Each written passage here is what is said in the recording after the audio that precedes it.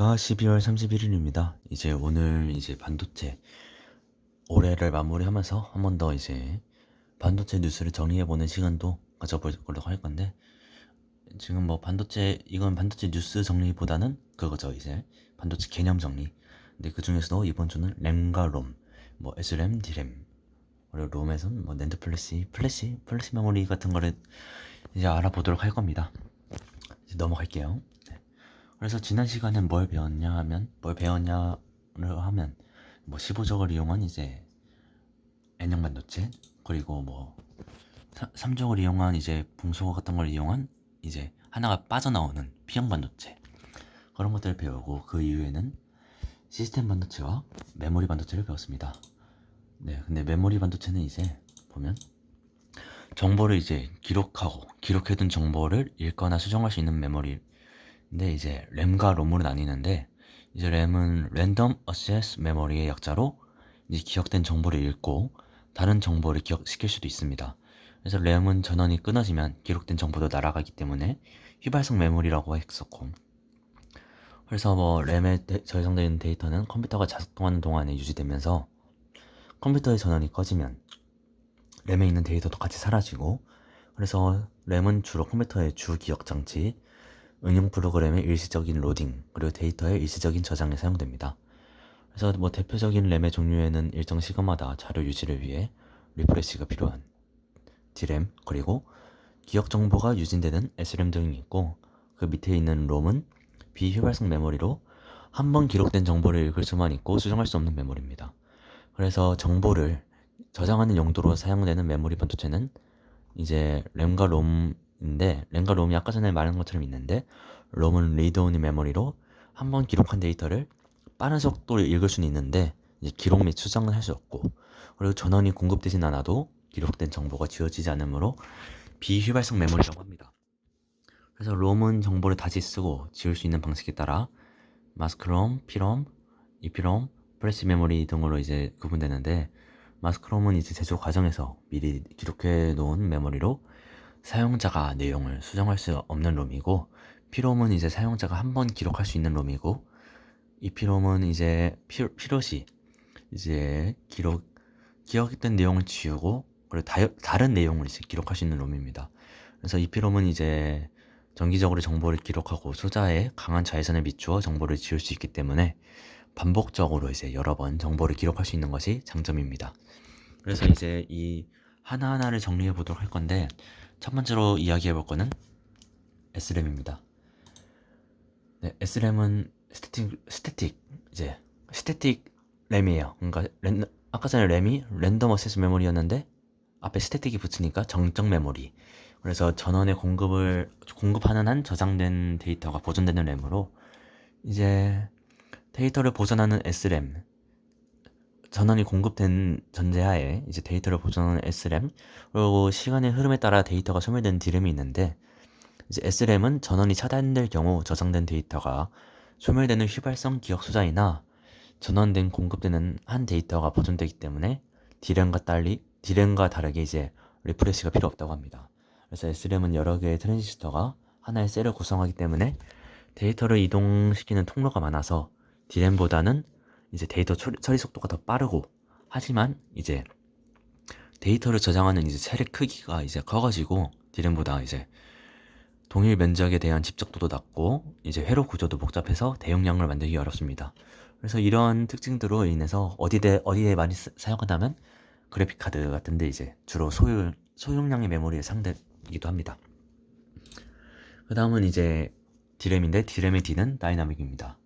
그래서 용량이 크고 속도가 빠르기 때문에 이제 컴퓨터의 주력 메모리로 사용되는데, D램은 이제 전원이 차단될 경우 저장된 데이터가 소멸되는 비휘발성 이제 기억 소자이며, 데이터가 소멸되는 비휘발성이 아니라 휘발성 기억 소자이며, 이제 시간이 지나면서 축적된 전하가 감소되기 때문에 이제 전원이 차단되지 않아도 저장된 데이터가 자연히 소멸되는 단점이 있습니다. 이걸 안 넘어갔네. 네. 그래서 이제 따라서 D램은 일정 시간마다 데이터를 유지해주는 기능인 리프레시가 필요한데, 그래서 아까 전에 SRAM도 리프레시가 있었잖아요. SRAM은 리프레시가 필요하지 않고 디램은 리프레시가 필요하고 데이터를 유지해주게 되기 때문에 이제 그래서 디램은 정보를 저장한 방인 셀을 가지고 있는데 이제 메모리 셀은 트랜지스터랑 커패시터가 뭐죠? 네, 축전기 느낌이죠 약간. 그래서 이런 게 있는데 커패시터는 전하의 유무에 따라서 디지털 정보의 기본 단위인 0 혹은 1이라는 정보를 저장하고 이 두 숫자를 판별하는 방식으로 데이터 저장합니다. 하지만 이제 시간이 지나면서 커패시터에 있는 전자가 누전되면서 데이터를 이제 유지하는 데 시간이 짧아져요 이제. 그래서 이를 방지하기 위해서 커패시터에 주기적으로 이제 리프레시 재생을 시켜가지고 데이터를 상기시켜 주는 것을 이제 디램이라고 합니다. 이제 그 다음은 이제 플래시 메모리에 대한 이야기를 해보도록 할게요. 네. 이제 플래시 메모리는 네. 전원이 끊겨도 이제 플래시 메모리는 롬이죠 롬. 네.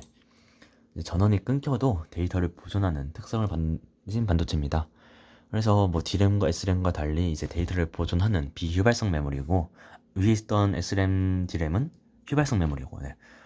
플래시 메모리는 이제 정기적인 방법으로 정보를 자유롭게 출력할 수도 있고 전력 소모가 적고 고속 프로그래밍도 가능합니다. 그래서 일반적으로 D램은 이제 트랜지스터 한 개랑 커패시터 한 개로 구성된다고 했는데 플래시 메모리는 그와 다르게 트랜지스터 하나로 이제 하나의 셀을 구성하고 전원이 꺼지더라도 저장된 데이터를 이제 보존하는 롬의 장점과 그리고 정보의 입출력이 자유로운 램의 장점을 동시에 지닌 특성 때문에 이제 뭐 디지털 카메라나 MP3 그리고 휴대전화, USB 드라이브 등 이제 뭐 휴대용 기기에서 대용량 정보 저장 용도로도 사용됩니다.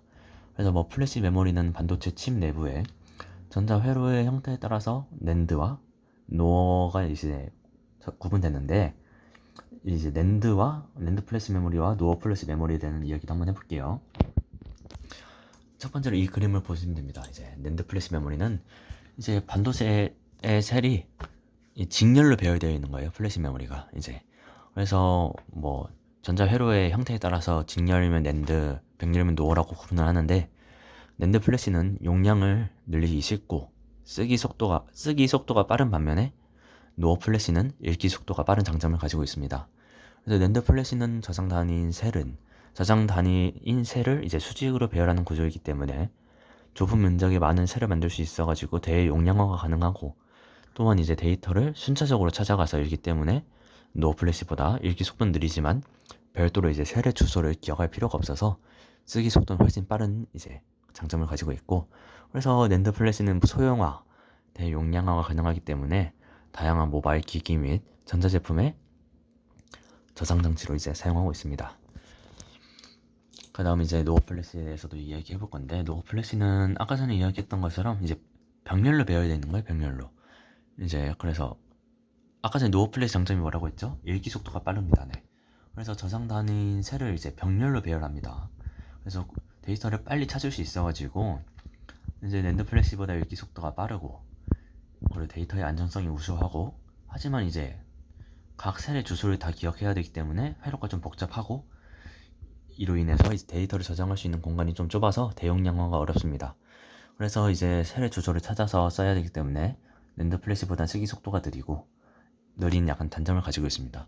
그래서 이와 같이 오늘은 뭐 낸드 플래시, 노어 플래시, 그리고 플래시 메모리, D램, S램 등 메모리 반도체에 대해서 이제 알아봤습니다. 뭐 더 많은 내용이 있지만 모든 내용을 다 이제 정리하고 영상으로 찍기는 시간적인 한계도 있고 그럴 것 같아서 오늘 약간 메모리 반도체에 이제 초점을 맞춰서 이야기를 했는데 다다음 주엔 아무래도 시스템 반도체가 올라가지 않을까 생각하고 있습니다. 시스템 반도체가. 그래서 시스템 반도체에 대해서도 조금 공부를 해보면서 네. 그리고 그 다음에는 이제 기업 공부를 이제 해보려고 생각 중인데 이게 막상 또 준비하다 보면 또 다 맨날 달라지더라고요 보면. 그래서 당장 뭐 어떻게 될지 모르겠지만 일단 그렇게 예상은 하고 있고 그래서 오늘 공부하는 영상 여기까지로 마무리하고 또 이제 다음 주 월요일 날 새로운 영상으로 찾아뵙겠습니다. 감사합니다.